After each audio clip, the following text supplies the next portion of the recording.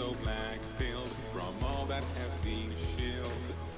I know what they're expecting of me, but under the pressure, I've come to refuse. Every step that I take is another mistake to choose. I've become so based, I can feel their grip, and now they're mad 'cause I made it slip by becoming free. All I want to do is be more like me and be less like a Jew. Can't they see they were smothering me? Yoshi, buddy. John Cena, why he's going to China? I'm going like Steph Marbury. Binky Lean. Yeah, buddy, we're doing it. We're going, man. We're going to Dongying, buddy. Turn down the music a little bit.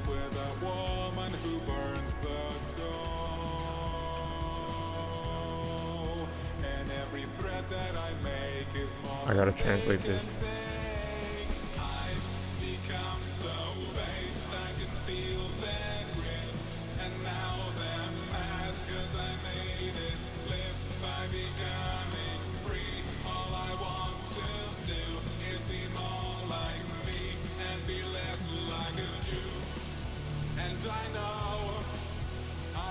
Ice cream? What?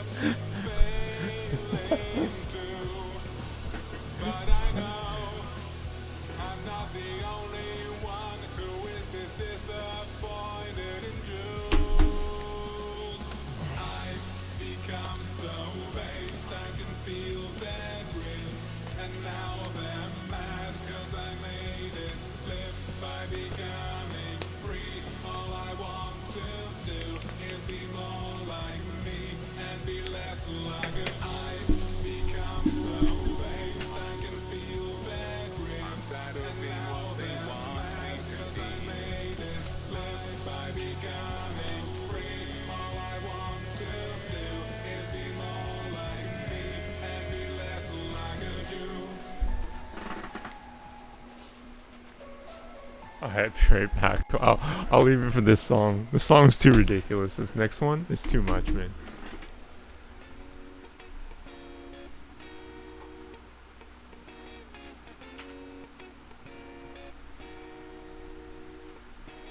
I topped up the claim for a VAX, Krispy Kreme with my cardigan, showing on my handsome bright red specs. Am I gonna fit in? Jumped in the cab, here I am for the 5th time. Look to my right and I see the pharmacy sign. This is all so crazy, everybody seems so hazy. My tummy's turning and I'm feeling kind of back sick.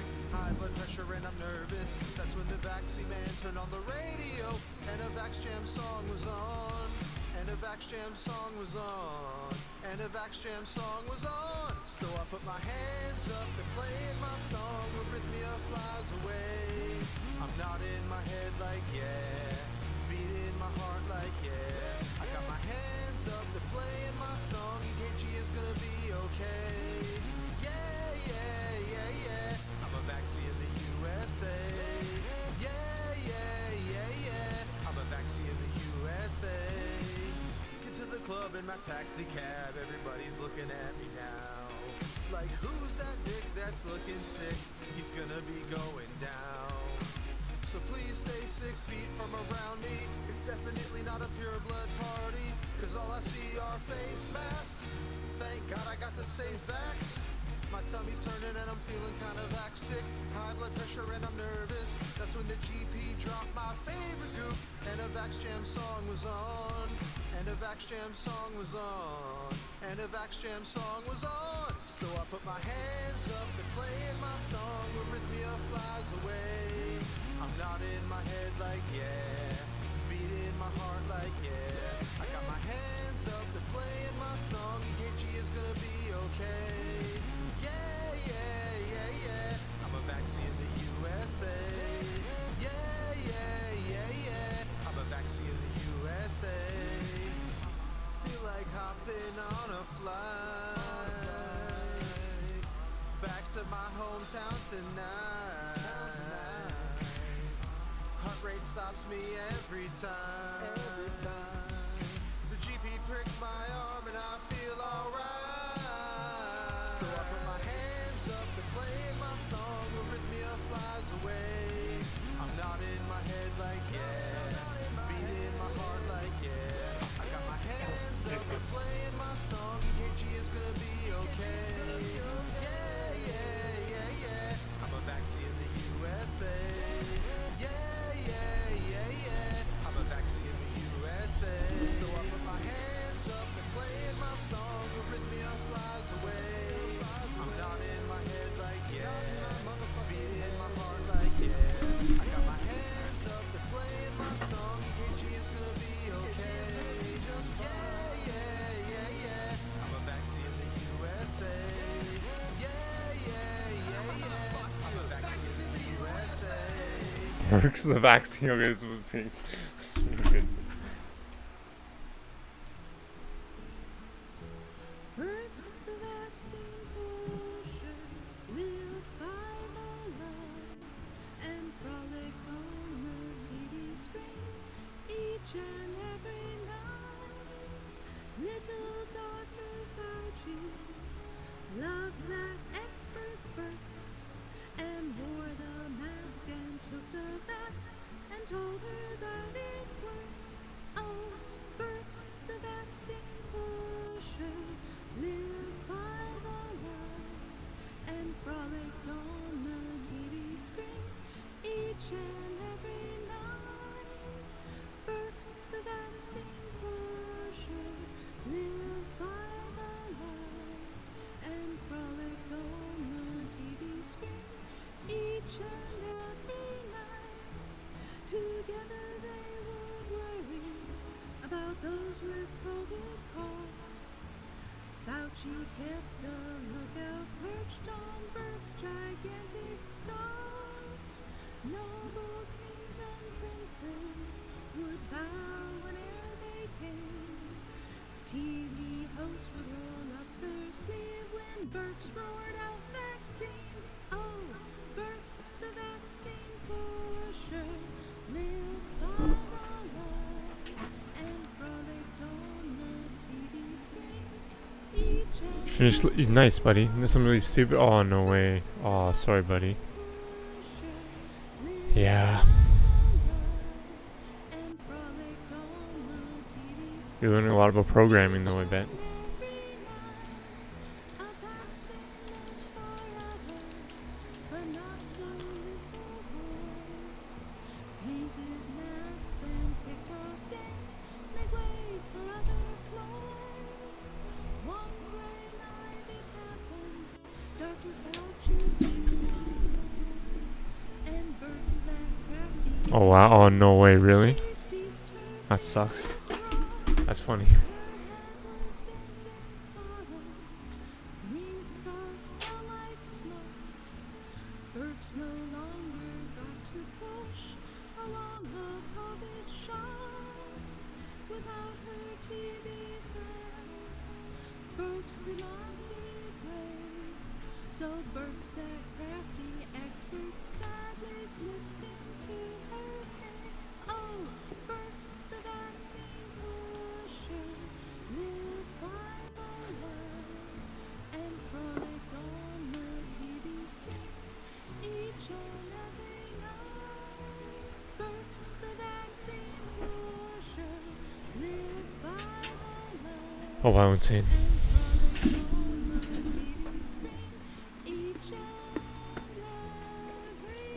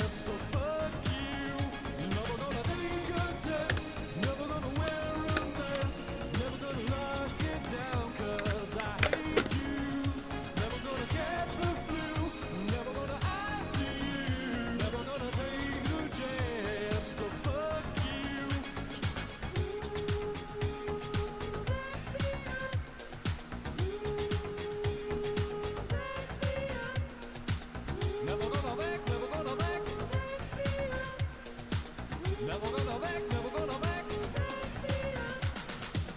We've known it's China for so long. Your heart's been aching, but you're too shy to say it. And far to know just what's been going on. You want a refund, but they're not gonna pay it. I just wanna avoid all the vaccines. Gotta make it understand. Never gonna take a test. Never gonna wear a mask. Never gonna lock it down, 'cause I hate you. Never gonna catch the flu. Never gonna ice you. Never gonna take a jab. So fuck you. Never gonna take a test. Never gonna wear a mask. Never gonna lock it down, 'cause I hate you. Never gonna catch the flu. Never gonna ice you. Never gonna take a jab. So fuck you.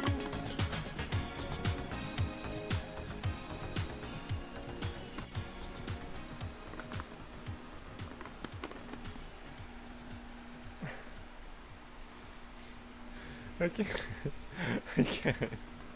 This song. This song, man. I can't do it. I can't do it.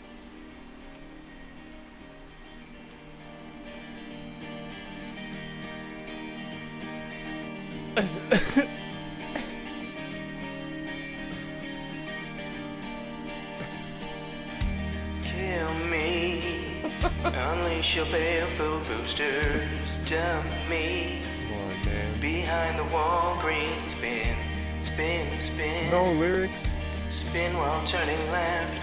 A look of terror as I grab my chest. Oh, kill me, using legal mandates, wheel It's me. such.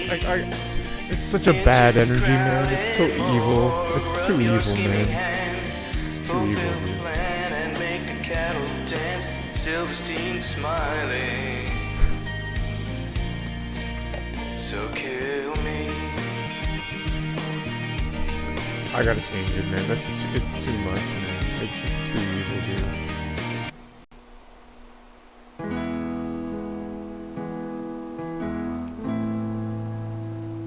I close my eyes and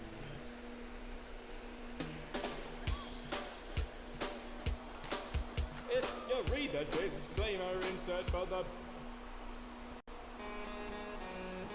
I love Jewish people.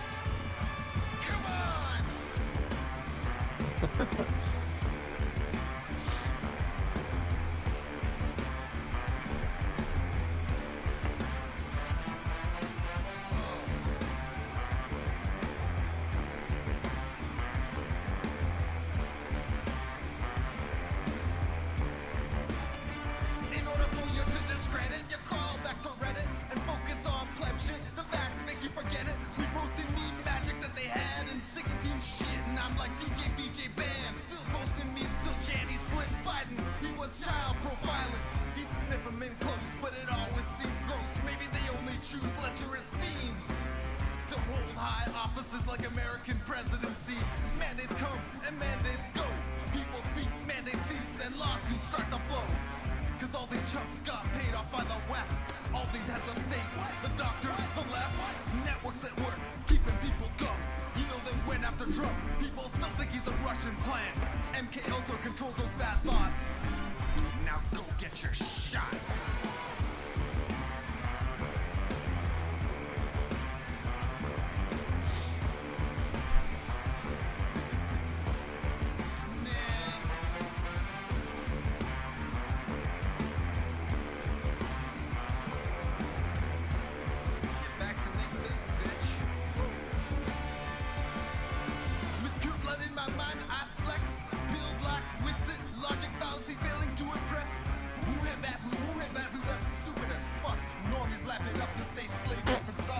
Brains are still fucking losing luster. Mad cuz have thoughts is now. All the brains can muster. Get the boost. Set the news run by Jesus magic. But we need complete amnesty before you can have it. Yet, everyone is getting one then. They put lames into graves, gaslit until the end. You better prepare. Fifth generation mind war. 2021 so starting now, it's gotten far worse. Networks at work, keeping people dumb. You know they murdered Assange and put a double in prison. Military psyops control bad thoughts. Now go get your shots.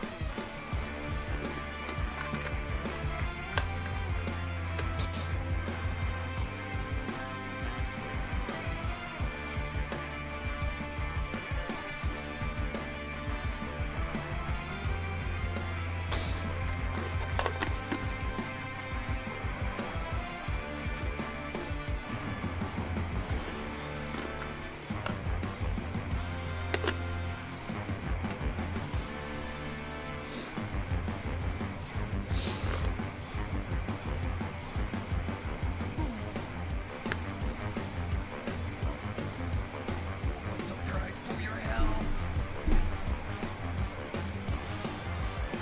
What's the price for your hell? I think I feel a clot. I think I feel a clot. I think I feel a clot. I think I feel a clot.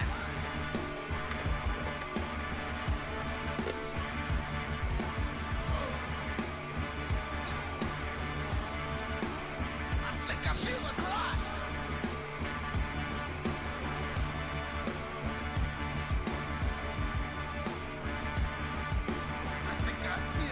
I think I feel a pack.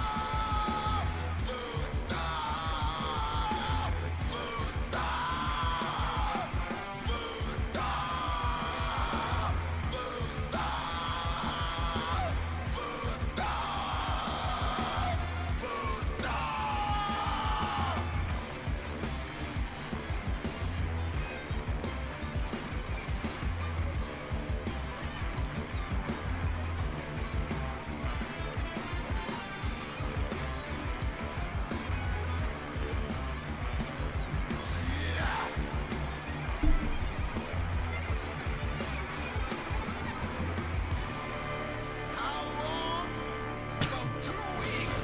'Cause what you seen is what you feed.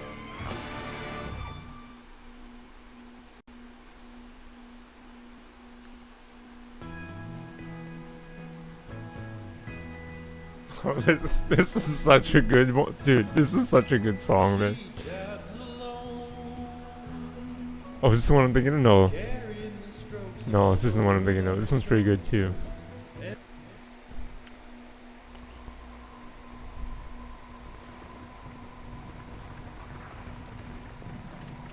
This is an insane production, bro. This production's insane, bro.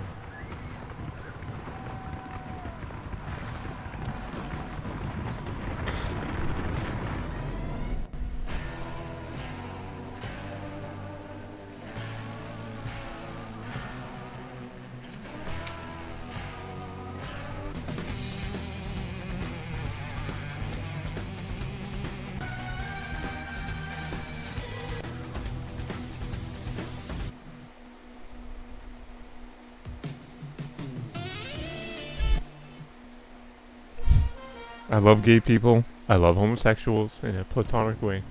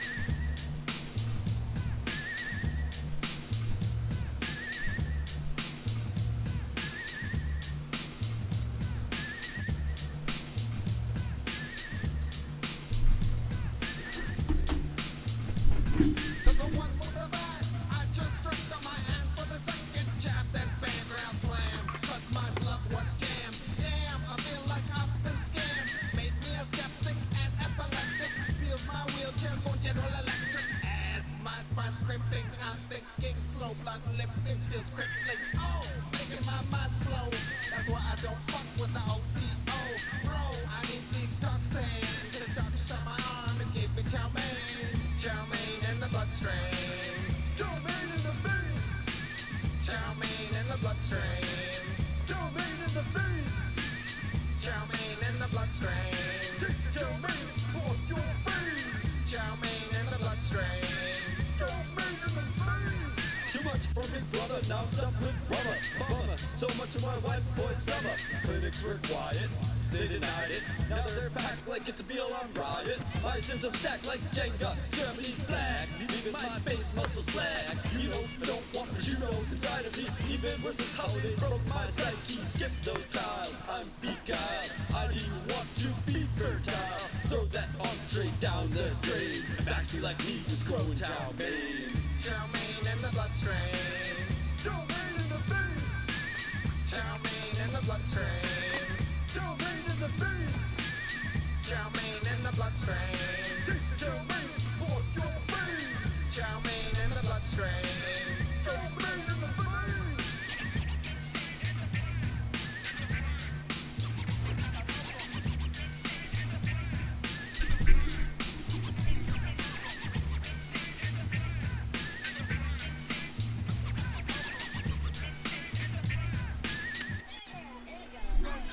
Like Boosty Armstrong, play the trumpet, I don't complain. My brain is fucking full. My brain's got clogs, clogged. Soon I'm gonna croak like a frog. It's enough to turn my sweet sour veins marinated in corn flour. Clocks in my hand, Google that pen. Fried whole food found in my bloodstream. Health inspector put me in quarantine schemes. Turn these schemes to Chinese cuisine. And MSG in the vaccine. Cook my veins with beef and black bean. Now I'm part of the food chain. Someone get a wok, we're cooking chow mein. Chow mein in the bloodstream. Chow mein in the vein. Chow mein in the bloodstream. Chow mein in the vein. Chow mein in the bloodstream. Take the chow mein for your vein. Chow mein in the bloodstream. Chow mein in the vein.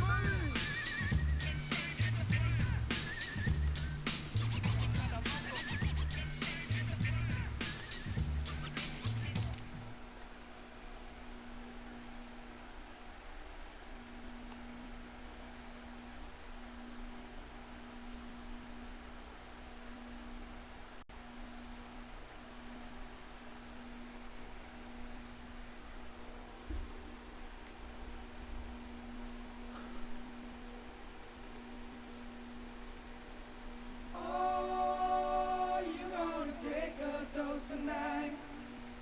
Oh, trust the scientists, alright. Okay. It's just too evil, man. I gotta turn this off.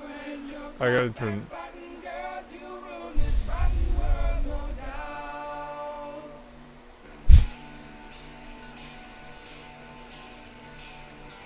What the fuck were women thinking, bro? What the fuck was the female sex thinking? The majority of, and the men too, the majority of the male sex too. It's not just women. The majority of fucking humans, man.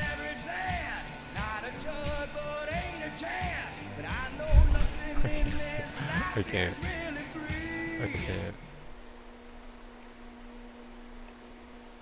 It's too evil, man.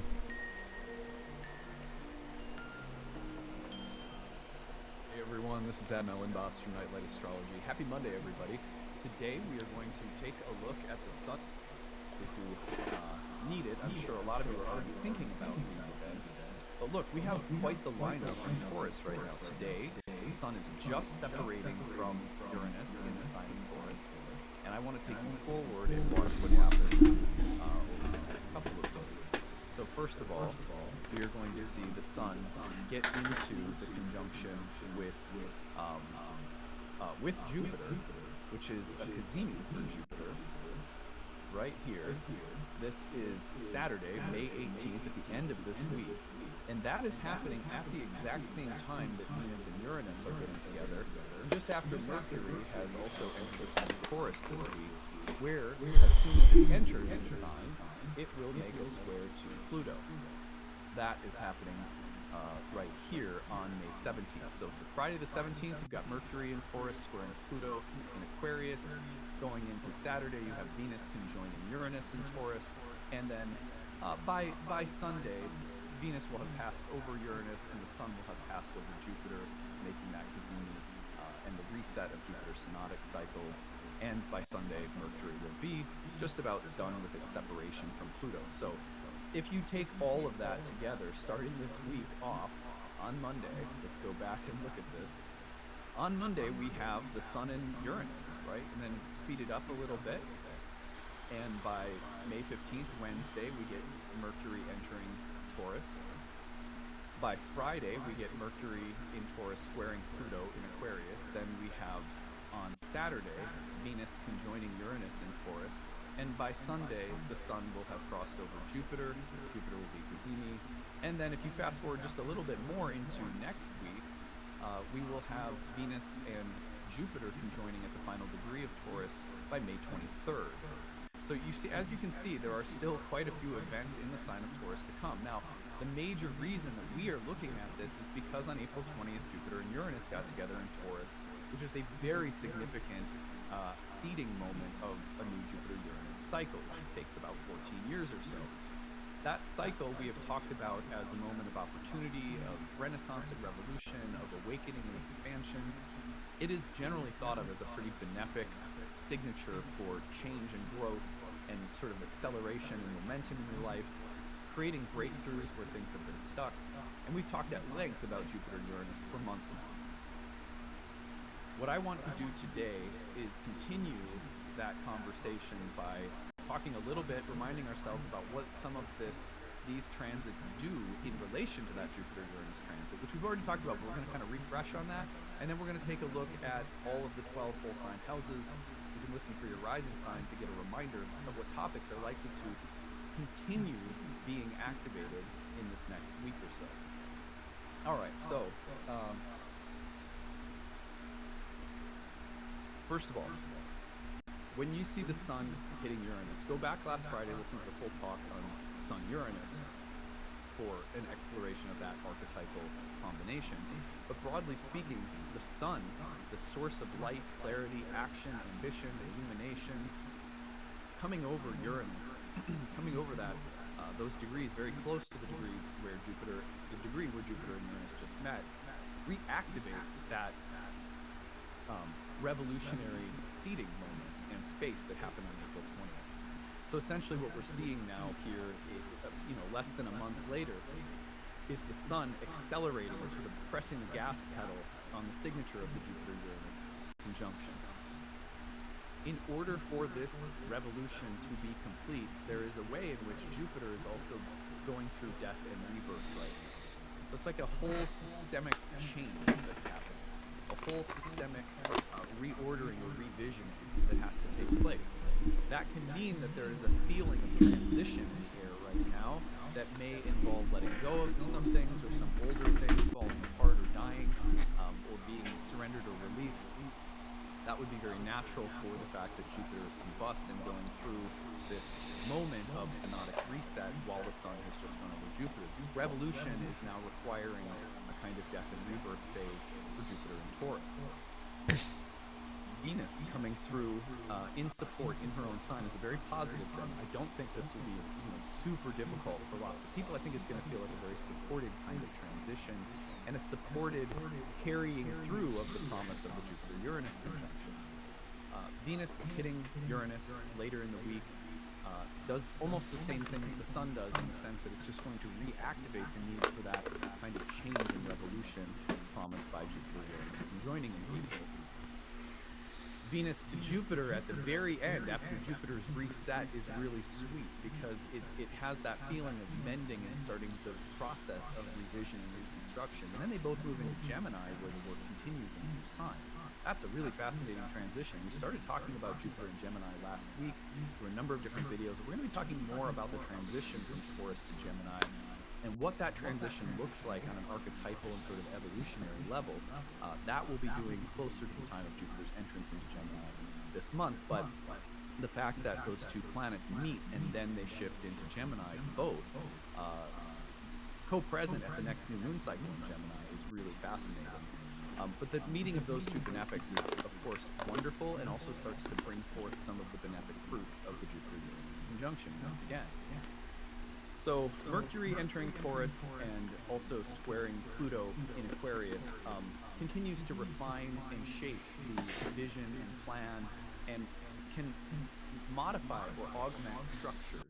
You think of Aquarius and you think of the paradigmatic structures, the blueprints laid out on the table. So there's been a lot of that since we've had many planets in Taurus move through the square to Pluto in Aquarius. But this month, as these transits are all completing around the end of Taurus, and Mercury's also entering Taurus and then squaring Pluto, you're thinking to yourself, yeah, there's been quite a vision guided by Venus and Taurus, right? That's the whole, the values of Taurus: beauty, sensuality, pleasure, stability, ease, peace, a kind of power and happiness combined in the material, sensual, embodied world.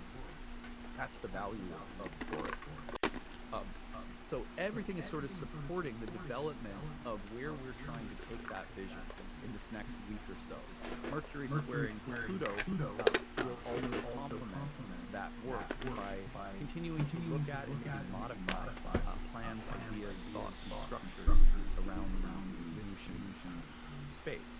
So anyway, that's just kind of a big overview, a quick, messy overview of all these planets in Taurus working through so many aspects in the upcoming week. Now, we are also this week going to be breaking down these aspects individually.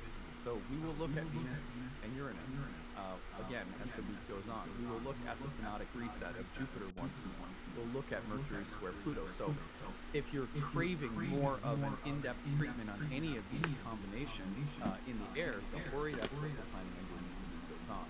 What I thought would be a good thing to do to start the week is to refresh on this big picture of what's happening, and then take a look at the whole sign houses and remind everybody of those topics being activated.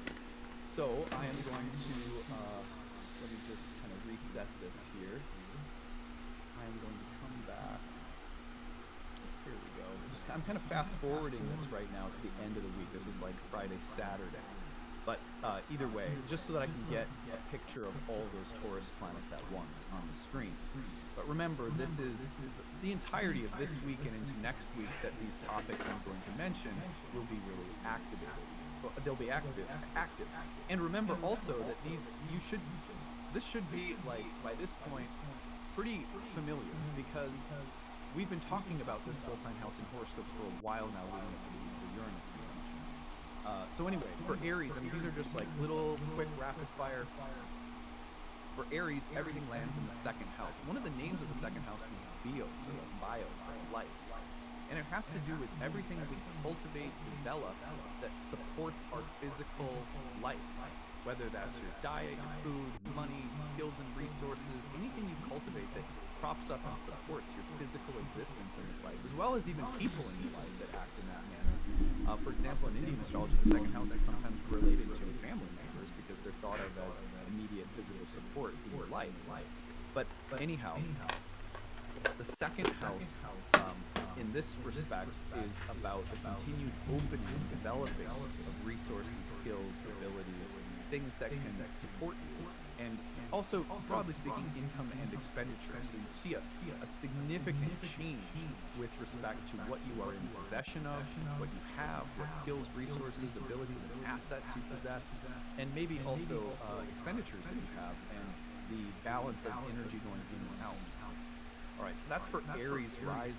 That's your whole sign house of Taurus. And the second, if you're a Taurus rising, this is in your first house. So the shift that's happening is with respect to your body, your character, your identity, your health, your very sense of calling and purpose, as well as the best use or application of your time.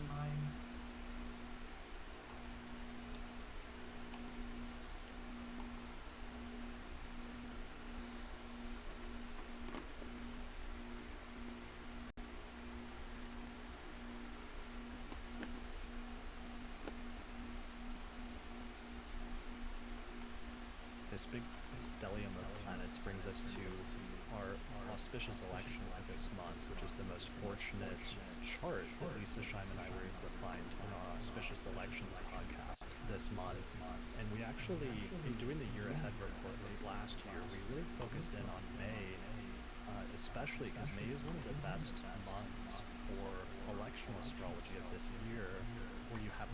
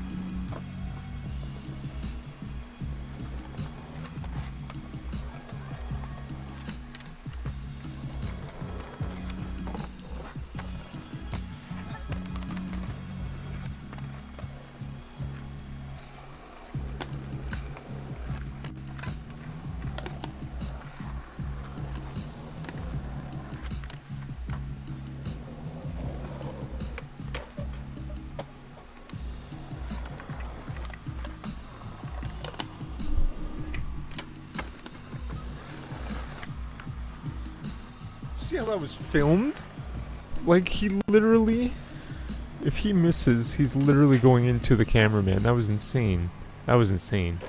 We gotta go back for that. That was amazing.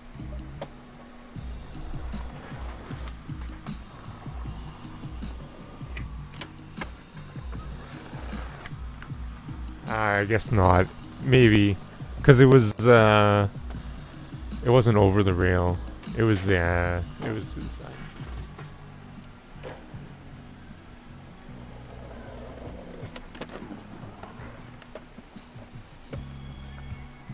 This part's insane though.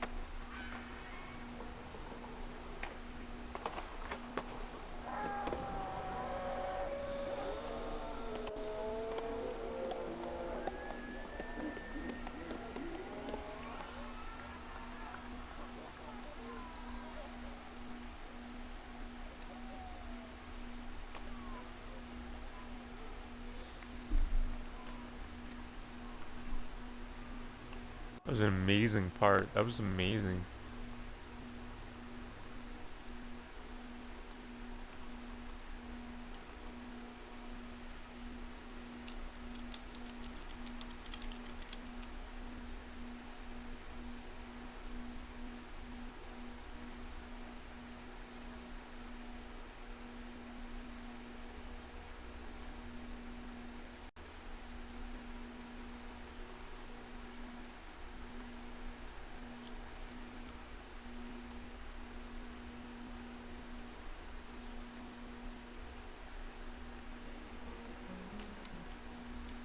Live from the 10 by 10 by 10 Kent Tangent Cube of Science, where we are nestled amongst the dusty bones of an ancient seabed high atop the Everest plateau. Been on the show like how many times, and here you are. Not the most as some other people, from what I understand. But yeah, it's great. Yeah. It's actually, I've been meaning to get out here for a couple of years, it feels like. Yeah, it's fantastic to have you out here. So you're seeing the dusty hills. Dusty Hills. Yeah. The Everest Plateau, yes. Yeah. Yeah, it was awesome. I enjoyed the drive out. It's like, Yo, Moonraker, yeah, buddy. Teach English, my man. To children. Yeah. Teaching English to children, my man. What up, homie? Yeah, it was good though. Because I've been, hadn't done the great US road trip just yet, and managed to, I think I drove pretty much halfway across the country. Yeah, I mean, states. that qualifies as a great U.S. road trip. Yeah, but only half of one. True. Well, add them together, we'll get close. Right. Yeah. So the well, I can just start with the eclipse. What an amazing. I mean, overall, the whole event. Of course, we had music. We did presentations. Ben did a fantastic one. Luke, our buddy Luke Caverns, who's been on the show multiple times, did. Yo, goes live. What's up, man? Presentation on the Olmec. I mean, some of that stuff I'd never seen before. Thanks, bro. Really cool. I learned a bunch with his Yeah, thanks, man. Yeah. Thanks, buddy. Yeah. Thanks, guys. I mean, I advertise it. If anyone has like a university bachelor degree, you can get your teach English as a foreign language. You can get this without the bachelor degree, but a lot of most teaching jobs require the bachelor degree, which I think is fucking bullshit. I'm sure maybe you could, if they like you, they could try to find a way around it, but It should be good. Yeah. yeah, man. I have 2 offers, bros. I have one in Hong Kong at Monkey Tree that I'm probably going to turn down. They both pay the same, but they're giving a free apartment in Dongying, which is insane. And Hong Kong rent is so high. So I'd have my own apartment in Dongying, whereas in Hong Kong I'd have to rent with like 3 other teachers. Should be a nightmare. As like a 38-year-old man.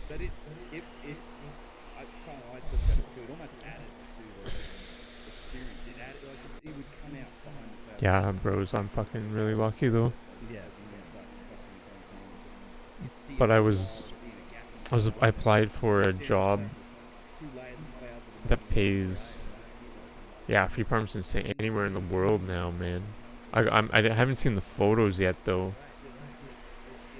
I saw photos of the school though. I'm gonna ask for photos of the apartment now that I know, because I applied for this other job that was paying fucking. I didn't get the job in Canada that was offering $100,000 to $115,000 a year. I didn't get it. I just found out today, like an hour ago. It's dumb. Or whatever. It's fine. It's fine. They set me free. They set me free.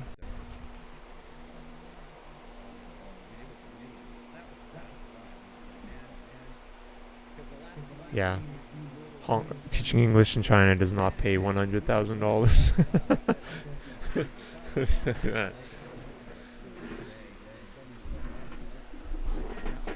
It's like middle class pay, but the living expenses are low, right? Remember that chart we talked about?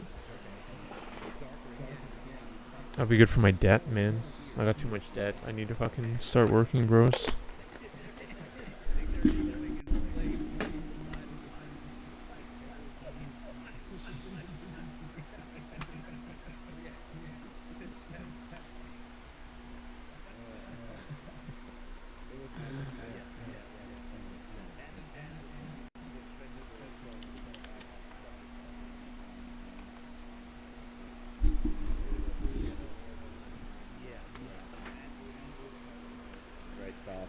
Great venue, the music, you guys. All right, I'm going to epic. type like now. the other part of this, the Dynasty show, right? This is the album part. When did you release the album? God. It was like 2 years ago. Album release party just happened. It's like, we get stuff done in this band. Yeah. But no, it was an honor to do the release party in that setting. That was actually really cool. I mean, all these people who, so many of them have been friends because of other events that we've done and tours and whatnot, and bringing all the people together there, and of course the Eclipse, and having the presentations and just that whole vibe to do that for the release party rather than just like go to some club and play. Yeah. It was awesome. In a festival like that built up around it. Yeah. I mean, it was, and you guys, I mean, it was an incredible show. I loved it. Awesome. And Ben came up with us and I did, yeah. and rocked out. We Kyle and Ben and I did like a along with Jam session with Wade, who was drumming for us on the kit. The four of us, did the Deos like drum session, and that was absolutely epic. I mean, just Ben came up for the beginning of the song, and him and I sat there doing the djembe part, right? And Kyle's doing all the vocals or whatever, and the guitarists are building it up. Ty and William are building up the guitar part, and of course GMA's back there on the bass, just laying it down. And Wade is drumming with us, and then like Wade starts hitting the snare, bah! When the snare comes in, and then Kyle puts the mic down and grabs this big. Was it a kick drum? I guess it was like a kick. I don't know. Oliver brought him. Laying it sideways. He had huge mallets, and he's like, poof, poof. We just start God, it's rocking it, dude. The whole stage is vibrating. Oh my God, it was fantastic. Yeah, those are like some kind of drums that you hold with the strap. You strap like onto yourself. Yeah, like Yeah. this massive bass drum. It was great. We play. So people are asking which song. We played them all. We played the whole album, all the way through, in order that they are on the album, and then we finished it up with some Pink Floyd. Yeah. One cover of Pink Floyd. So it was fun. Yeah, that was it. And of course, again, thanks to Laura for all the organization. Darren and Graham from Grimerica, they were involved in it, and they came all the way down from Canada and helped out. Darren's really the ideas guy behind the whole Yeah. thing. He's just like, we got to do this. Right. Yeah. Yeah, he's kind of useless otherwise, but I saw Graham helping you do stuff, And then, of course, we also have to thank, and many of you that listen to the show have heard us talk about the Propanator. Oh, Propanator! It was his property. Propanator. So yeah, Propane Depot. He's an excellent live sound engineer. Yeah, and he did the live sound, the lights. Yeah. Yeah. So I mean, not only an event coordinator and property owner, but just all around handyman. But he also was fantastic at running the sound. Yeah. So yeah, thanks Propanator. Also heard he's good at sim racing. Yeah, he might be quite good at sim racing. Yeah. He races with like Formula One people. Yeah, he has a kick-ass like quite a custom rig. setup. Yeah. Yeah. But It's a whole new level. we're gonna kick his ass. You're going to destroy you're him. gonna kick his ass. We do a weekly lobby. We do. He said he's going to join. He did. He said he's going to join. Yeah, we'll see what happens. Yeah, we basically have been living together for 6 weeks. Yeah, more than that. Yeah. We're like Ben's joined the family. Yeah. We're all brothers now. Now living out of my car here. So Laura, Snake Wife, wants everyone to know like that this event was so much fun that next year she wants to do another one. There's no Eclipse, obviously, but she's just like, this was amazing. Let's put together another event. So she says the tickets are going on sale soon, Friday the 12th. She says more entertainment will be added to the lineup. We're working on extending the event an extra day and adding in a day outing. Some hiking or biking or going on the river or something, so stay tuned. Garner's nearby. Yeah, Garner State Park is nearby, so it was just so much fun to meet everybody and hang out and, just, of course, all the conversations, because everyone's Brothers of the Serpent or Grimerica or Uncharted X or Luke Caverns or Dave. I also meant to mention Dave Matheson was there. Matheson was there, he too. got up and jammed the didgeridoo. Yeah, he was didgeridoo. He gave, his star presentation, giving people, orienting them to the night sky, and so it was all great, so... Technically, we played 2 shows. We did jam them. Because the first night, there was supposed to be like an open jam session, and there wasn't, I guess, the way it worked out was I was told, get up there and jam. And I was like, all right. Yeah. So I grabbed these guys and Daniel and we had Suede. We had Dozer Dan, Bassman Dan, jamming and out. we with just us. like got up there and made up about 30 minutes of music, just like, all right, just funking out. Yeah. And 160-minute song down. Yeah. It's like, let's make this song as long as possible. Yeah. No lyrics, just instrumental. And then, Dave came up, played the didgeridoo, and another guy came up and played the washed up bass. Oh yeah, that was keg bass or whatever it was. Yeah, that was amazing. Yeah. That was cool. So we had a good jam sesh. Yeah. I think Troy. What we had a super chat from Troy. Yes. Let me read that real quick. We're letting stuff slide here. Troy, yeah, $10 says first live since Egypt. Can't wait to hear about the Eclipse event as well. Well, thanks, There you go, Troy. bro. Thank Yeah. you so much. Yeah. Well, thanks, you, man. you should mention also, and I was astounded by the quality. There's also stand-up comedians. We had a stand-up yeah. comedies. We had a couple sets of Bam. stand-up comedians. They killed it. And I want to shout Ollie. Ollie's been on these events. He cooks for us. He works Yes. his butt off making all the food for the VIP side of things where they were catered. And he's been on a couple. I've known him on a couple of these events, and he went up and he told me before he does stand-up. They And asked he him was like, a "Hey, you gotta." riot. Yeah, When he was hilarious. Yeah, and then all the comedians were phenomenal, like very good. I mean, Yeah. Magic that topped that off after the music show going there and Yeah, late night. They comedy. crammed us all in this little room with the tape. We were all close, and it was great. I love stand-up comedy. Owen Hunt was there. He did some stand up, and Owen is one of the ones that does the Magic on the Mountain events with America. So like, Oh, cool. Yeah. I didn't. So I realize had that. met him before. Yeah, he's cool. Yeah, Awesome. he does the sort of. Don't hate me, Owen, because I can't remember. I don't want to get this wrong, but he does like sort of like a kind of not the. He doesn't do the grimoire magic, right? Which is what you're talking about, like old school, like Yeah. tell me your name, demon. He does Yeah. the other stuff, the more chaos magic, where you're sort of manifesting things. Yeah. So he's done the Magic on the Mountain stuff, and yeah, he also is a stand-up. So he did the stand-up too. And I don't know the other guy. What were they? Bravery, pure. Yes. Bravery. Total bravery. Yeah. Yeah. Outrageously inappropriate. It was great. That was like the right comedians for the right crowd too. Yeah. It was fantastic. Yeah, it was so much fun. Yeah, and camping. Yeah. That's what was it? We camped 4 or 5 days, maybe, something. Friday night through Tuesday. Yeah, Kyle doesn't know. I don't know. Yeah, pretty sure you were wearing the same clothes about 3 days. Has he even slept? Yeah. Does he sleep? Does he sleep? I just see him running around fixing stuff or playing with this. Yep. Yeah. Yeah. I thought the was same thing useless. about Oliver. I was just like, dude, like, I would stay up super late with him, and then go to bed, and then I'd wake up. The coffee was done. The breakfast already been cooked. I'm just like, good grief, man. Yeah, I know, right? I don't know what he runs on.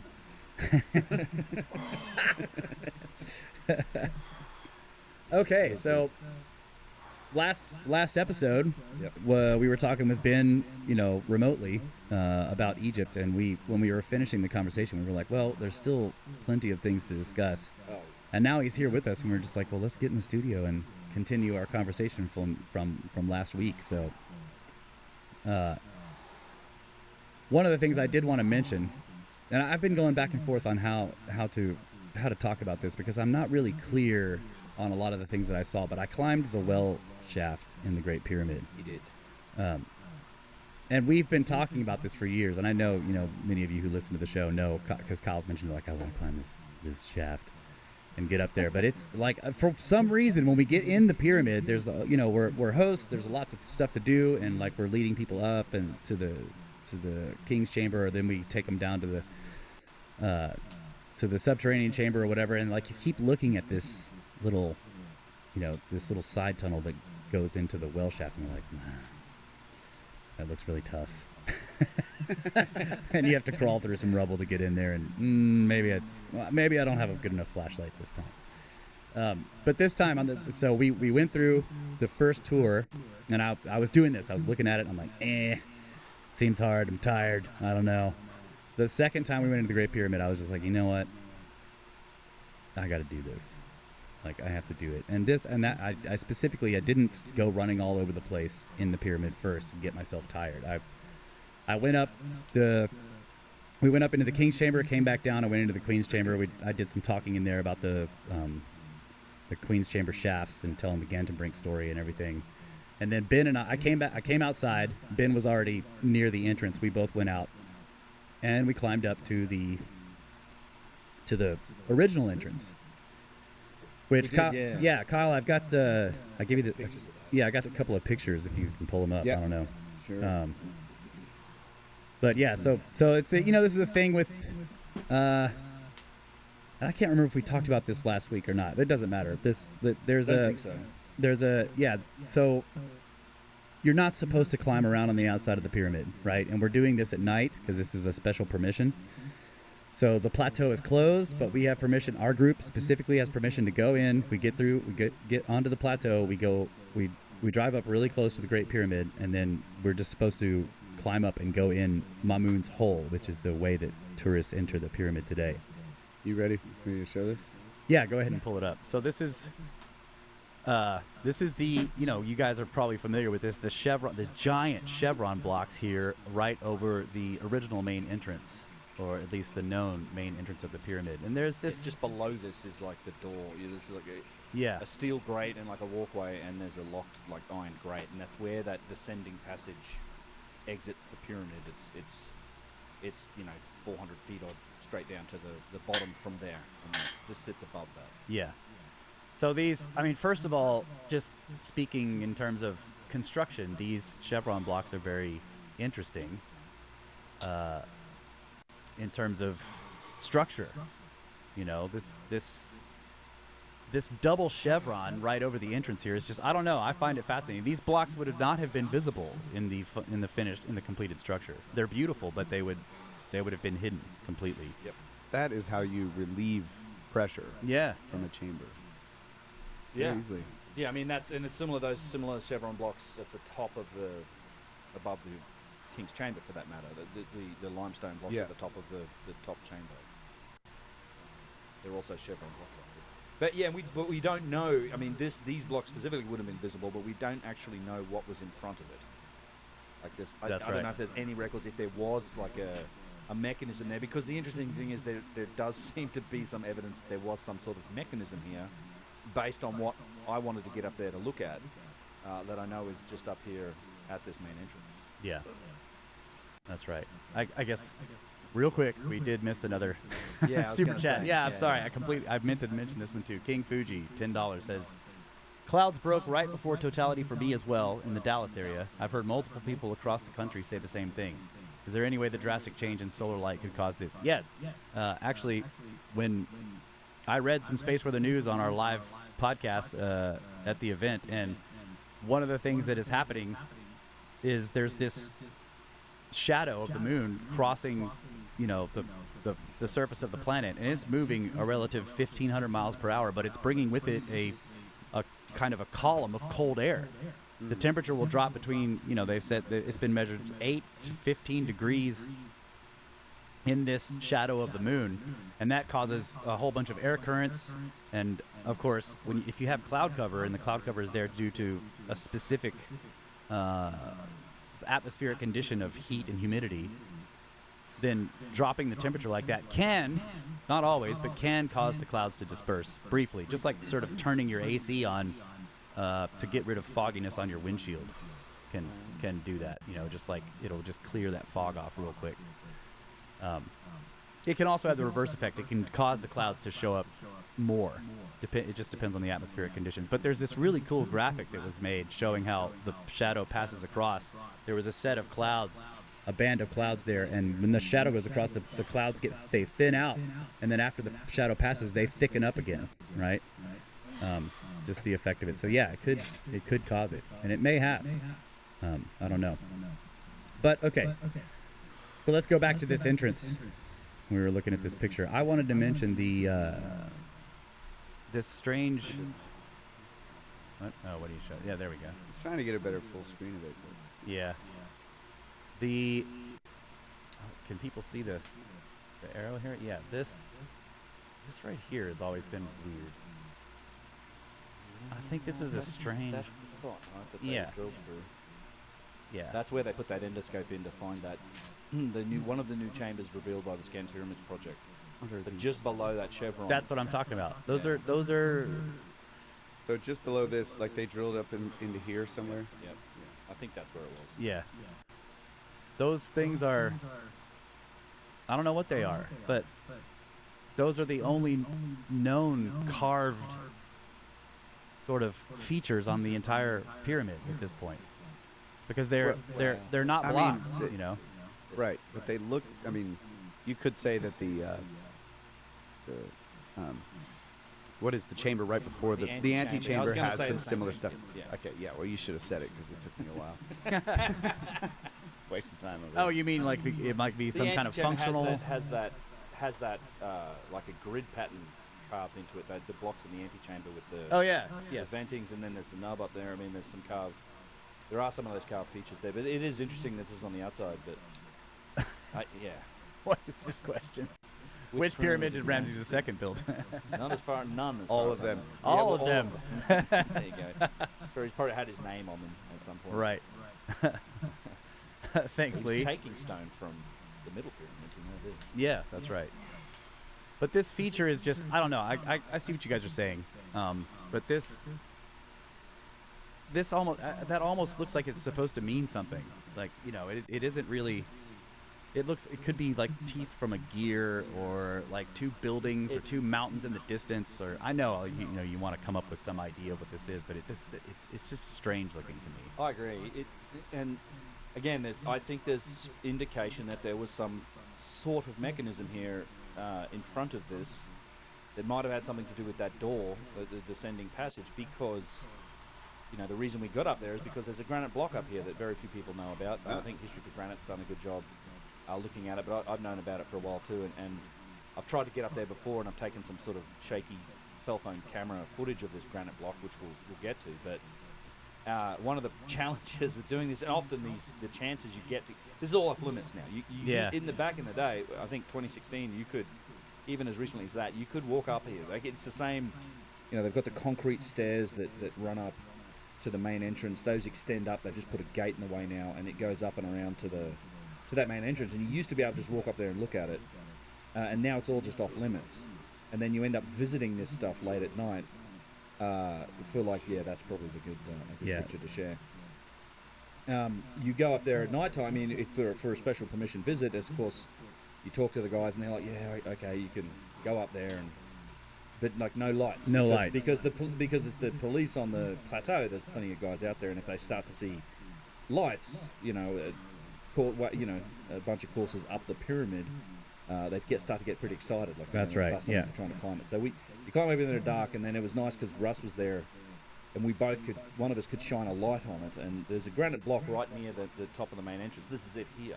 Yeah. It's one of the few granite blocks that's on the outside of the pyramid, or one of the only ones really today. There's more of these inside, but it happens to have 3 of these just massive tube drills in it. This is one of the things that I talked about in my presentation at the Eclipse event, is the association the Great Pyramid actually has with tubular drills. The use of tubular drills is not, people don't associate that technology so much with the Great Pyramid, but there's actually a whole bunch of different examples of these in the pyramid, and one of the best examples is here at this block at the entrance. And now this is not like for decoration, right? This is a functional block. This is probably in its original location. It's been quarried. You can see that block's been split, like you often see along the axis of the hole, because it's weak through the stone, so they're trying to take a piece of granite and they split the block along that axis. But then there's other blocks behind it. We don't know what was in front of it, and there's a space on the other side of the rail, or the passage that goes down to the descending passage, where one of these blocks may have also existed. So assuming that these holes are functional, which I think it's quite obvious they were, then they may have been part of some sort of mechanism or something that was going on at the front door, basically, to the pyramid. Yeah, like some kind of rotating prism block or whatever. Something like that. this, Because the other thing, you can't really see it in this picture or the other pictures that I have of this, and it was difficult to take good photos because, like we were saying, we're up there in the dark. Right here, we're down in what amounts to like the beginning of the descending passage, but we're still in the open air outside the pyramid. But because we've gone down in behind some blocks, Ben is able to shine his light here.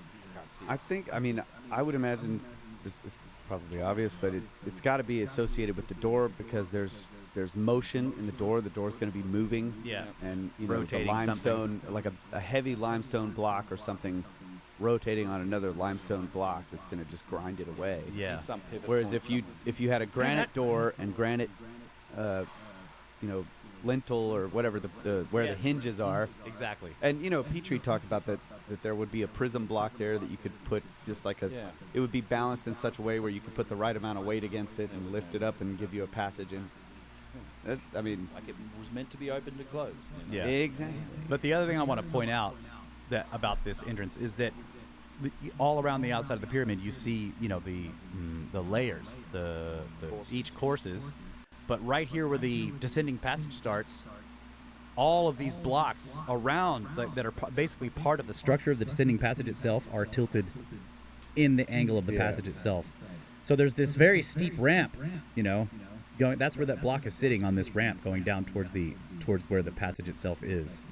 But not just the passage blocks itself, but a whole bunch of them are all tilted and angled inward to dive down through the pyramid courses and then into the bedrock. There's a. But I've got other pictures. Ben was talking about the core drills. We took some. Yeah, there's me. So what I did, this was difficult to get up here, but I climbed.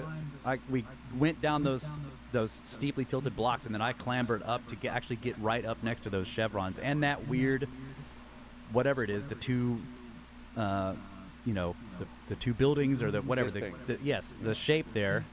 And felt around in the dark, because Ben was saying that maybe that there was a hole there that they had drilled, but we were looking for it and I couldn't really find anything. Of course, it's also pitch black. So. I had heard somebody had actually opened this up and that there was enough space for a small person to get into that chamber that's behind there, but that doesn't seem to be the case. Maybe this block has been removed and put back in place. But I was basically standing on that block that you're pointing at there, standing right below those chevrons.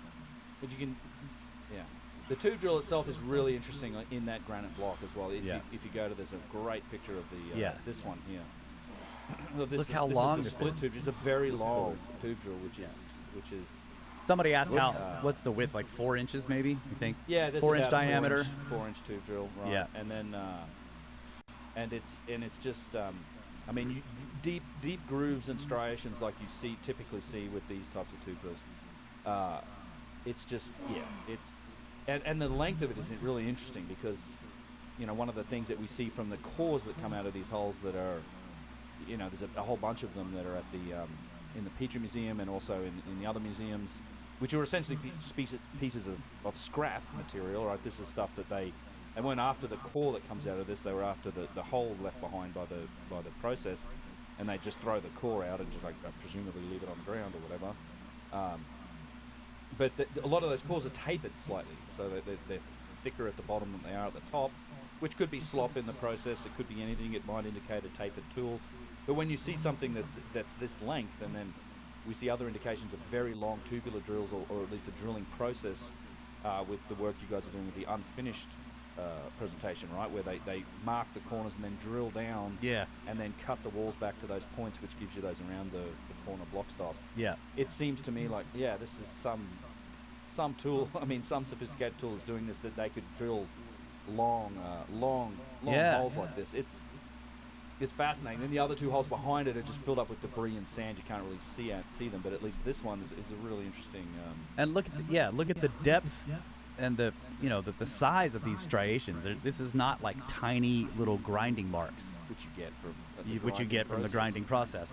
These are, those are easily visible, like the stuff that Petrie was saying about it, like some jewel tip just plowed through the material here is what it looks like, right? We don't know that for certain, but that is definitely what it looks like, what it appears to be. You don't get this result. There's been a bunch of, it's like Dennis Stocks, the experimental archaeologist, who says, well, this is all done with copper tubes and, like a bow drill and a rock on top of it or whatever to weigh it down.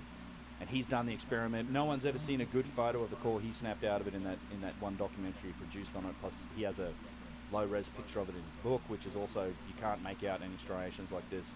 Chris Dunn did the experiment. He took a copper tube and drilled and ground through rock or granite with it.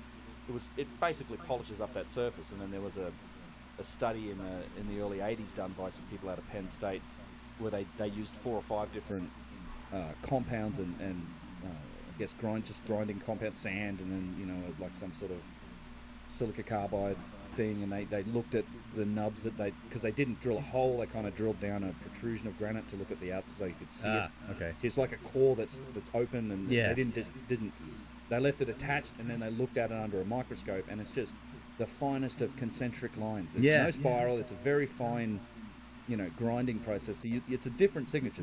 It's a different tool, and then. This is what I talked about at the summit. I wanted to get back into these core drills or tubular drills because there's been some new work done on these in terms of the analysis of them, and there's been a lot more people. So everyone knows it well. A couple of people have looked at them. Chris Dunn's looked at them, but there's more people than that There's an aerospace engineer named Eric Wilson who has also been to the Petrie Museum and done this test. He's done the cotton thread wrap test, where you just you look at it under magnification and you very carefully wrap a cotton thread in a spiral groove. In a spiral groove. He went down like 12 revolutions. He got bored. Yeah, he's like, it's a spiral. This is a spiral. Yeah. And then he said, well, what else is in his museum? And he grabbed a few of the other cores. There's some basalt cores and other granite cores, and he did the same test, and he's like, the same result. They are spiral. Yeah. There's no question. And now I've, in the last couple of years, I've got some really awesome photogrammatical 3D scans of holes, of the holes left by a tubular drill, that I think you can now, because this, really high resolution, you can get, something else I learned recently is that you can actually get very precise results from photogrammetry. Mm-hmm. But it should be good, and it looks like it's good enough with these models where we can unfold them and start to look at the if these holes also show, a spiral pattern to these deep striations, which I suspect they do. When you eyeball them, they kind of do. And obviously you need to look at complete holes. It's a little harder to look at like a partial hole like this one. But, I've got these models, and it's one of those things that are on the to-do list to get more into it. But can I request a spoiler? Because you gave the presentation at the Eclipse event. But what was the point? Tell us the point about the when the standard model says these drill cores were made, and like when the pyramid was made. What's the point? Well, so the controversy around the tubular drills is, and what I've always found odd, and this has been going on for more than 100 years, is that the standard model and the people that are, I guess, in charge of that or behind it will never admit that this is spiral. Like there seems to be a concerted effort to never admit that there is a spiral groove on core number 7. That one, yes, but what's the point of it? Specifically about I thought you made a point about when they think these tubular drills started, and then what date the pyramid they say was made. I think that's part of the reason why there's a strong resistance. It's the implications of what it means. It's because the problem with it being a spiral groove, and this is why in Stocks's book he says note the circular or concentric lines or the horizontal grooves. It's the same as the old cores, and these guys that did the study in the 83 book, they were literally trying to settle a scholarly debate that was being held between Petrie and his peers, who were arguing about the same damn thing. He's saying it's spiral, they're saying it can't be, and they didn't even mention the word spiral. They just say, oh, these concentric lines look the same as Petrie's core, which they have a picture of it in the paper, and it doesn't look anything like it. It's kind of funny that I'm like, really? just look at it. You can tell it's not the same thing. But the problem is because it's spiral, and Petrie says this in his book. He calculates the penetration rate. How deep it goes. 60, yeah. So it's like every revolution. If you unwind that circular motion to like a straight line, if you go, okay, so it's for every 60 inches of horizontal travel for the drill bit, but it's spiral motion, you get 1 inch of vertical travel. So it's a 1 in 60 rate. So for each rotation of it, it's something like 0.1 of an inch or something. It's penetrating into the stone, and that's phenomenal. Because if you look at our modern diamond tooth tubular drills and tools that we use to drill through hard stone like this, and all of the modern technology, it's the actual rate of penetration per for the horizontal or per revolution is 500 times greater than what we can do with our tools today. Now, our tools move at a much higher speed. They're effective. They cut through that stone. We don't know. This might have been moving slowly. Who knows how quickly it actually worked, but in terms of penetration rate, it's significantly great. It's clearly not the same technology that we're doing. We're doing basically the same grinding thing. It's just a much more advanced version of the copper tube grinding. We're using harder stone and stuff. It's not cutting, it's grinding. Right. I love this because whenever you say that, and I've read Chris Dunn say the same thing, like maybe they were, like it doesn't mean that they just punched through the stone. No. Right. But I always get this picture of something just like. Well, it could be, yeah. It's just going slow, but it's still just powering through it. You're just like, how is that possible? Well, one of the reasons we spin ours really quickly is because it corrects for. Like I've done a lot of drilling through other materials, not necessarily. I've drilled through stone as well, but even just tile, whatever, and you want it to go fast. If you've ever you can change your drill to go slowly, and what happens? It inevitably catches and it tries to throw you off the throws you off the damn scaffold, right? So like this image of something that's just like, I'm just like, dude, that's kind of even more amazing than something that spins really quickly and just, Yeah, you know. it could, the way, who knows? This could have been a quick process too. They certainly drilled an awful lot of damn holes. And, Yeah. and the holes got really big. It's like you can imagine trying to do a handheld hole that's like 9 inches, or even the one we drilled that's like Right, 20 yeah. inches. At Karnak. It's like the biggest one I've ever seen. It's 20. It's almost 2 feet across. It's Yeah. insanely huge tube in And a then massive granite structure. I mean, we haven't gotten up there, but I bet you. There's you a know, lip. Yeah, at the and it's bottom. like this thin. Yeah.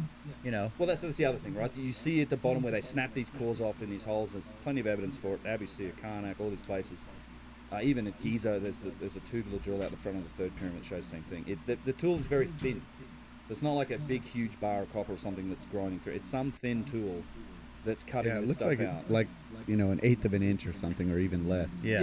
And Petrie knew this. He talks about it being spiral, and then he's just You can see him scratching his head, going, "Well, was it jeweled tips in a bronze tube?" And then he says, "Well, it must have been like 2 or 3 or 4 tons of pressure. On a 4-inch tubular drill to penetrate through that the would stone." just Like twist. he's just guessing. It would just twist it. It's never Yeah. going to happen in a bronze, even copper. Copper. Yeah. Tubular. Even drill. our, I mean, you put a ton of force on one of our drill and just. Right. It's just gonna pop it. Yeah. Well, that's what. Leads I think it's guys- something else.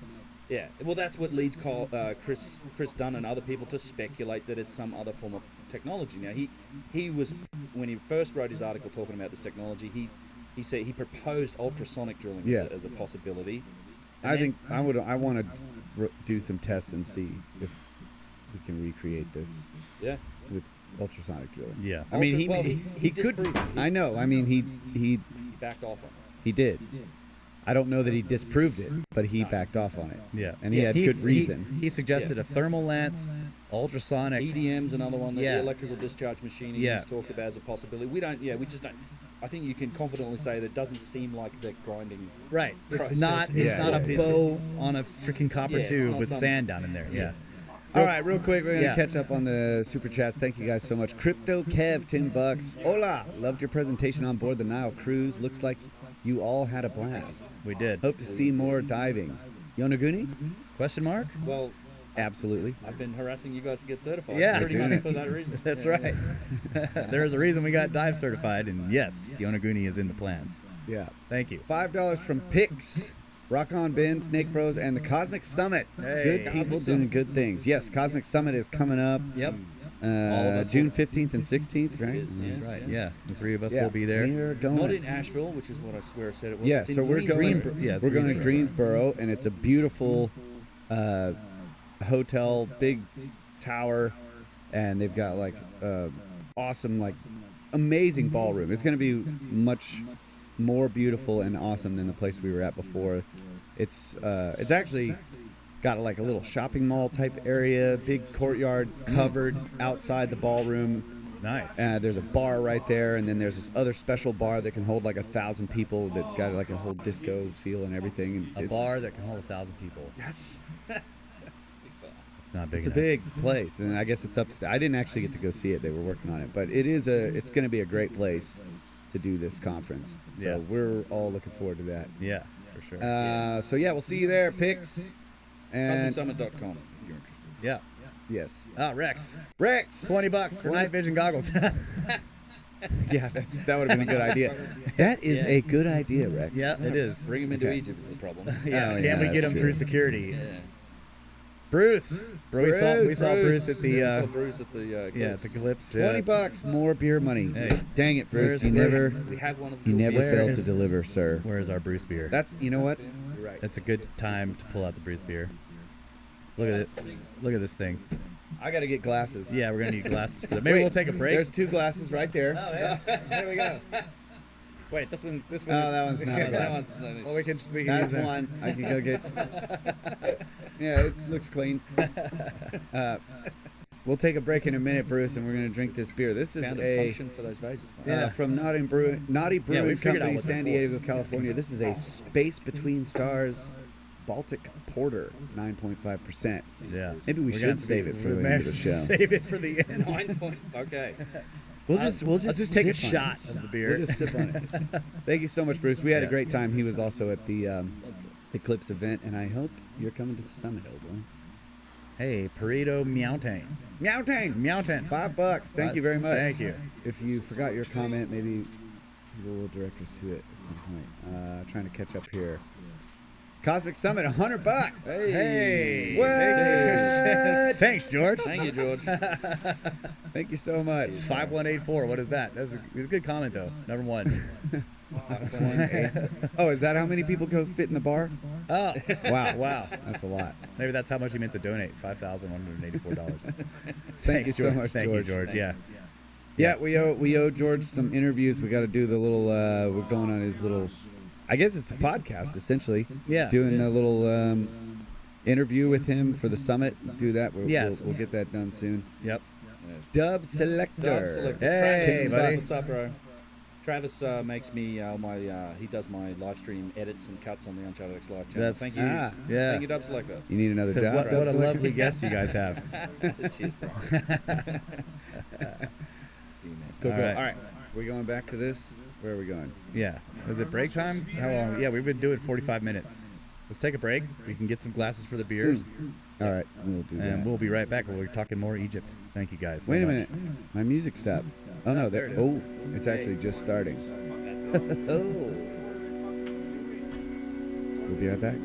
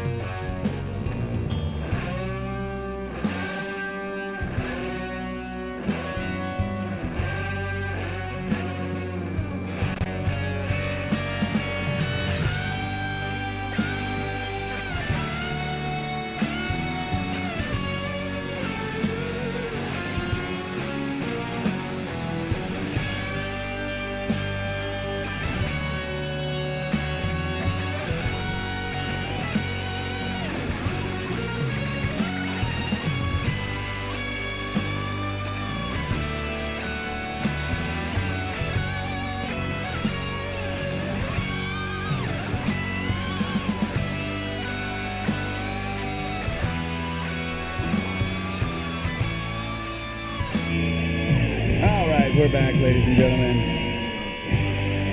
Yeah. Tell me what you're doing. Oh, too many two pills to drink. Anyways. Yeah, we got more super chats on break. Amazing people. Thank you so much. Yeah. Savinator, $5. Ben, your thoughts on the Great Pyramid GPS coords and the speed of light? Randall said he'd look into it, but still heard nothing. I actually don't. I can't claim to understand. I know that it's supposedly the speed of light is one of those things that's encoded into it. I can't claim to know the details of that. Is what I'd say. Russ? I also need to look into it. Russ may know. I don't understand why the like latitude and longitude coordinates of a, you know, it's not the pyramid. You have to pick a spot in there. But it is pretty interesting that there is a place in the Great Pyramid, and I think it's King's Chamber-ish, the spot, which is not quite in the middle of the pyramid, so it is interesting, right? But King's Chamber-ish area, there is a place where the GPS coordinates read out in a certain way, because there's many ways to depict latitude and longitude, but in a specific way, it looks like the speed of light, which is weird.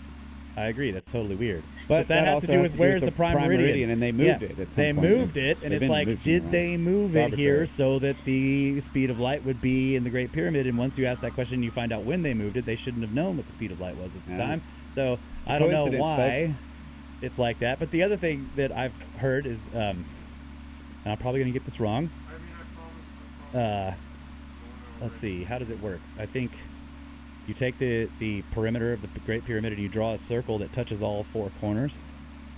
And then you draw another circle that touches the insides of the lines of the square. And is it the difference in the circumferences of those two circles? Something, it's either the difference in the circumferences or the difference in the radius measured in a particular way also gives you the speed of light in meters per second. And that's also weird, right? But this is, I don't know what any of this means, but it is strange. Okay, that is very strange. But we got more people. I'm sorry I skipped you, Dirty 19 Delta. $20, beer and cash. Hey, really appreciate all beer your money. guys' work. Oh yeah, I guess that's It's just a better way. I was beer just like money. beer and cash. That's a good combo. Gonna join on a trip one of these days. Thank you very Awesome. much. Awesome. And I hope you do. It'll be fun. Lauren Straight, $10. Missed you guys. Hopefully nobody caught any mummy curses on the trip. Here's $10 towards hiring Brendan Fraser if things get real. I don't get the joke, but they did. Yeah, from the Mummy. Brendan Fraser starred in the Mummy. Yeah. Cool. Picks again. $10. Okay, on the hot seat. What was the purpose of the pyramids? Go. We'll let Ben take that one. He's the expert. It's your super chat. Just a guess. I don't know. I suspect. Look, I usually address this by saying I think they were functional. I don't think they were tombs. I think there's very little evidence for it, and my suspicion is that they were functional. I've been fascinated by Chris Dunn's new book, Gyges, The Tesla Connection. He's postulating that the pyramid was cheers.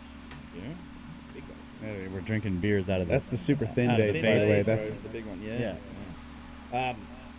He postulates that it's an electron harvester, and he's incorporating a lot of new science that's come out of NASA in recent years surrounding earthquake lights as one phenomena that shows that that rocks under pressure actually start producing electrons, and they tend to flow towards the highest point in the terrain, and then you get this. Then they sort of escape from there, and it ionizes the atmosphere. You get these flashes, it burns, right? And that's what's happening with earthquake lights. That's new science that's come out of NASA, and then following on from that, there's also been some experiments looking and literally taking granite beams and sticking, putting them in a giant hydraulic press, and squeezing them, and it turns out they just pump out electrons. And it's not like it's a little burst of them. They keep Piezoelectricity, flowing out of right? it. Yeah, It's that's not cool. piezoelectricity. It's not?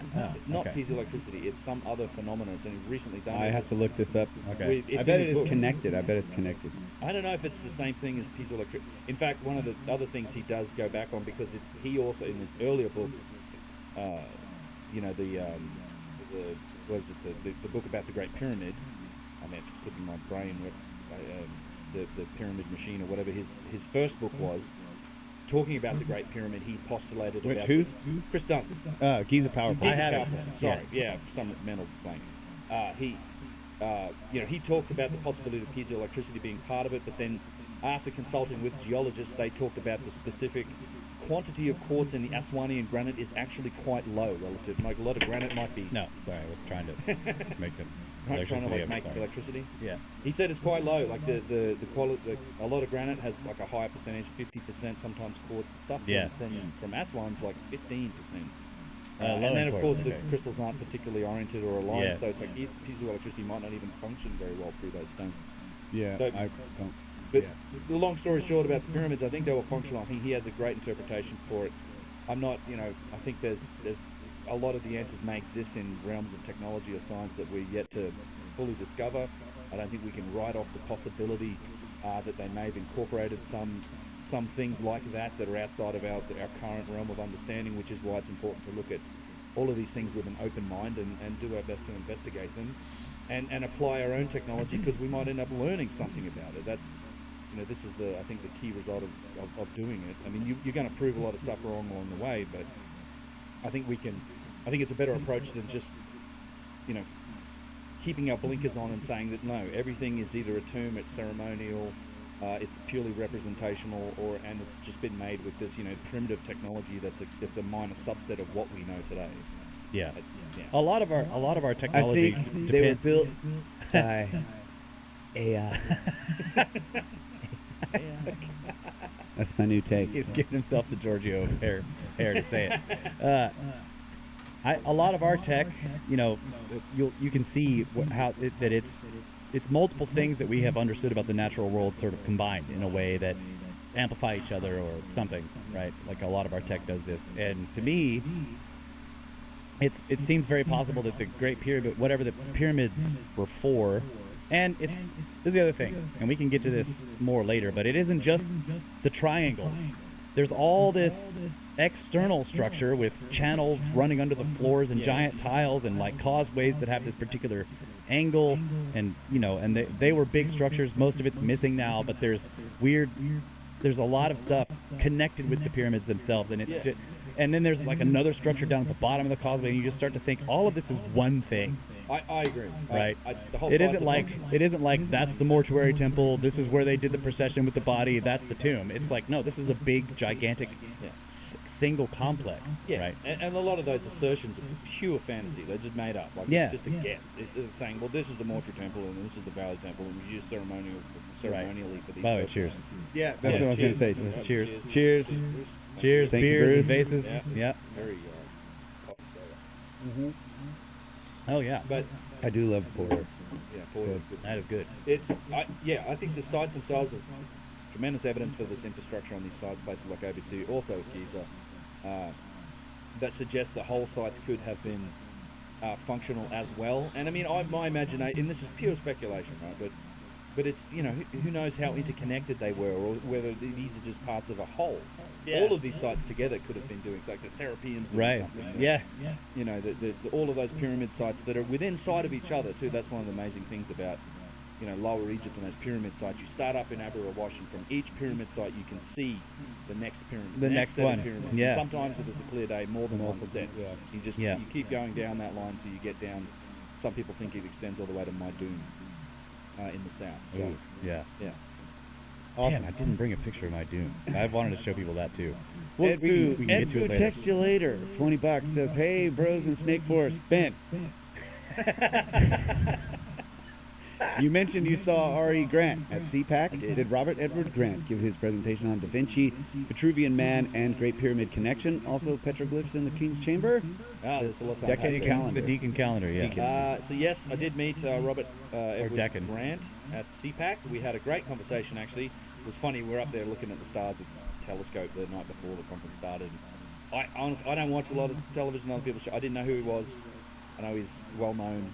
And we just started talking about, I started talking about the vase work, and he was fascinated by that. And he didn't give that presentation, but his presentation that he did give was very coupled to some of the discoveries that have been made in the analysis of these vases. Because he is finding the exact same ratios that we find in the vases is also present in an analysis of the slope angles of the pyramids, and indeed the dimensions of the Giza plateau itself. And that square root of 6/2, the radial traversal pattern. Don't know what I'm talking about, go watch a few of my vase videos. We'll get into it, some of my presentations maybe. But he found those, and they also conform to the harmonic scale, and he's found those same things in the pyramids. And we've been corresponding a little bit, and I'm going to, I think, go on his podcast pretty soon. We're going to connect and talk about it. I'm fascinated by it. I've been talking to Chris Dunn about it as well. I think, yeah, really interesting. And then also petroglyphs in the King's Chamber. Well, we could see. I have something to say about that. I think, based on all of the observations, we've been carefully observing the differences in the finished surfaces of granite in all these different places in Egypt. And in my opinion, the roughed surfaces that could be petroglyphs are just part of the natural degradation that we see all over the place in all the stones, both in internal chambers and outside.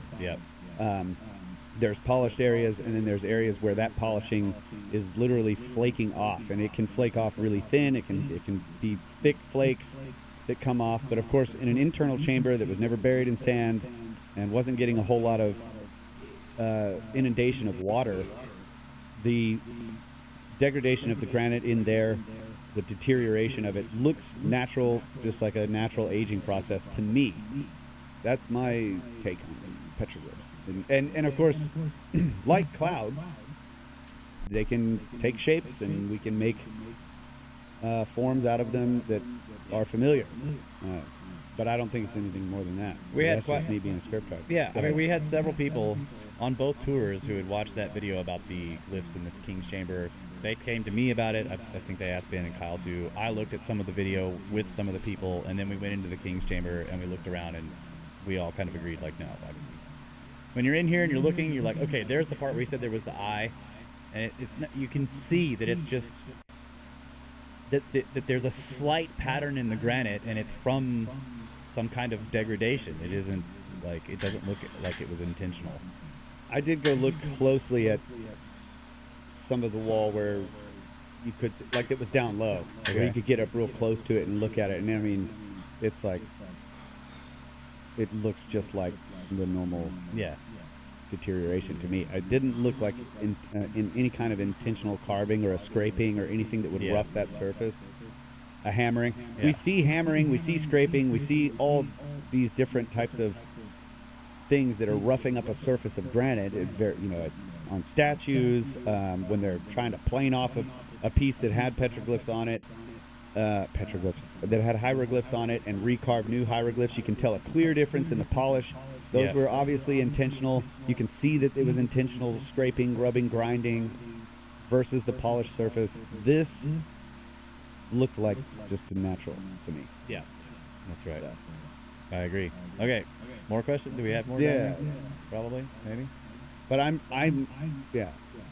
feel bad because I don't know this guy, and I haven't watched all of his stuff, and maybe he has a lot of good reasons why he thinks that they are. I'm just telling you from my observations. I'm not specifically trying to skirp his stuff. I'm just saying, like, I didn't see it, but then again, I'm well known for not seeing this kind of stuff.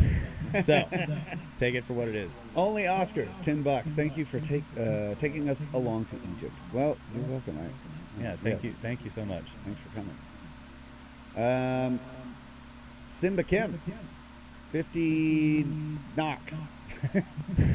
We'll be taking my first real-world steps into this and going to Petrie Museum on Tuesday. They take requests to see specific items. Tips? Core number 7.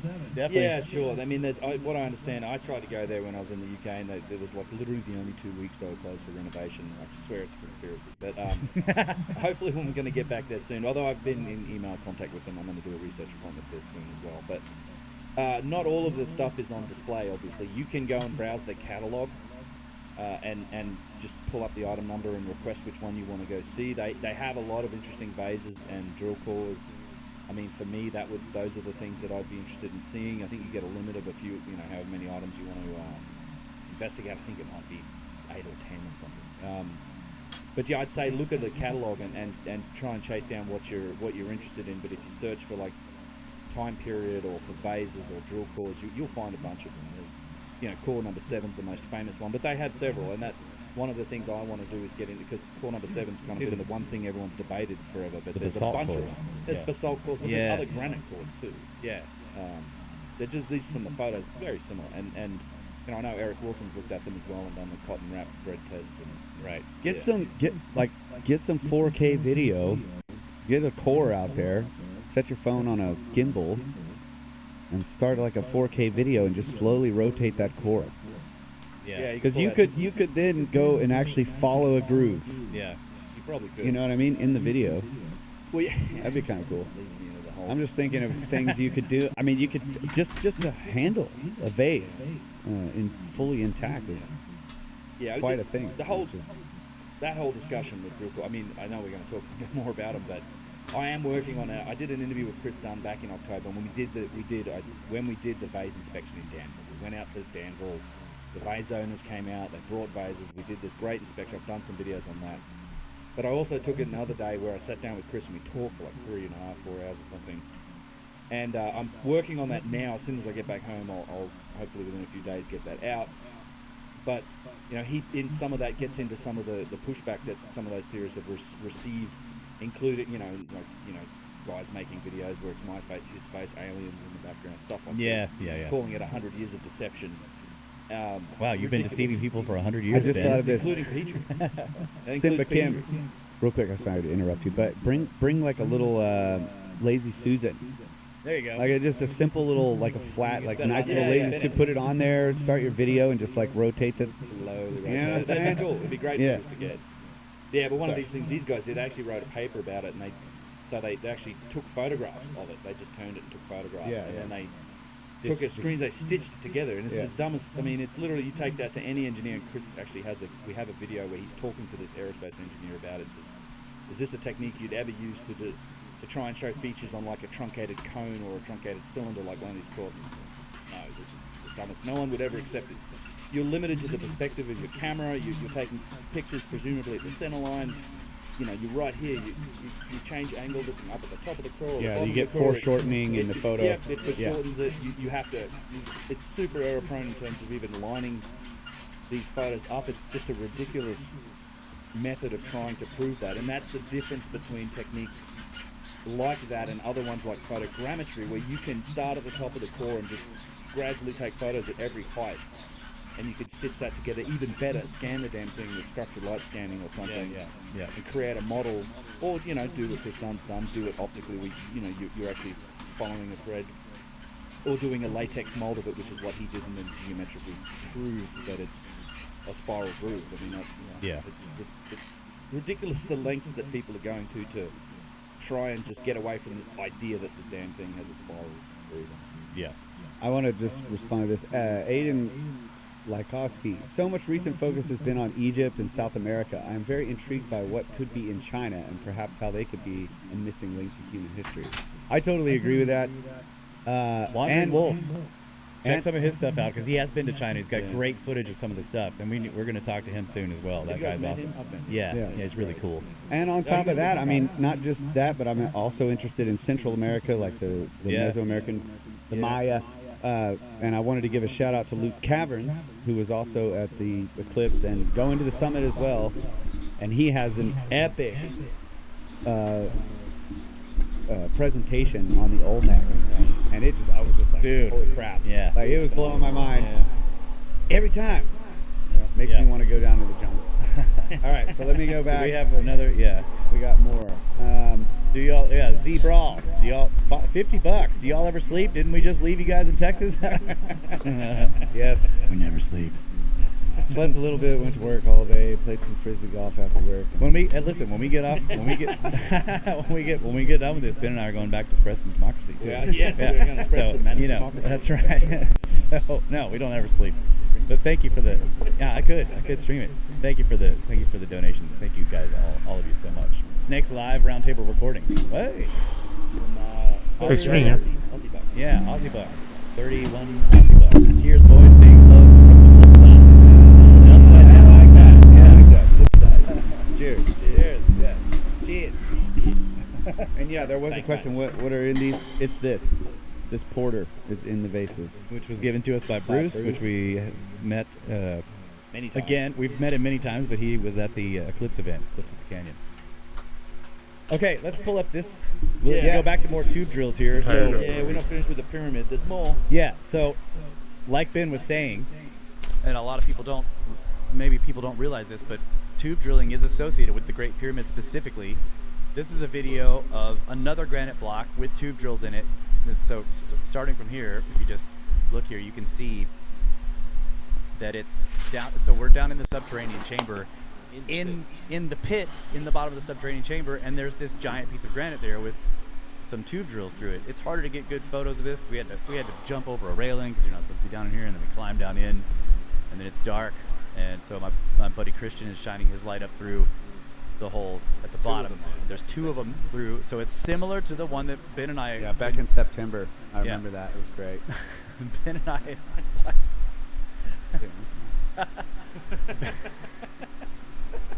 Ben and I investigated the one on the outside. This is another similar block, and you can see that it's, it's got shaped sides. It was intended, and it might have a bit of a prism shape there. That might have even come from the entrance. It could, yeah, because it It's just kicked all down the passage. just falling all Slid the way down the passage, yeah. Yeah, and so there's. And then there's Oh, this no way. I think he just ended stream. That sucks. second pit in the pit that we were like, it's actually quite far down there.